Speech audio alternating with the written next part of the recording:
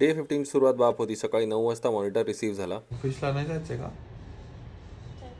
आज मॅडमची डिमांड होती cold coffee. So आज बऱ्याच दिवसांनी आम्ही कोल्ड कॉफी प्यायलो आणि फटाफट टेबल सेटअप करायला घेतला. सगळा पसारा खाली टाकून मॉनिटर अनबॉक्स करायला घेतला. माझा बेनक्यूचा MA270U मॅकबुक सिरीजचा हा मॉनिटर आहे. एकदम बाप क्वालिटी आणि कलर मॅच्ड होता हा मॅक मिनीसाठी. खूप मस्त पोर्ट्स आणि भरपूर सारी फ्लेक्सिबिलिटी होती. स्विवेल वगैरे आपण उभा पण त्याला करू शकत होतो. तुम्ही बघू शकता. फक्त त्याचं सॉकेट 16 एम्पियर वाला होता. तो मी घरातनं आतनं बेडरूम मधलं एक काढून इथे लावलं आणि मग मोमेंट ऑफ ट्रूथ.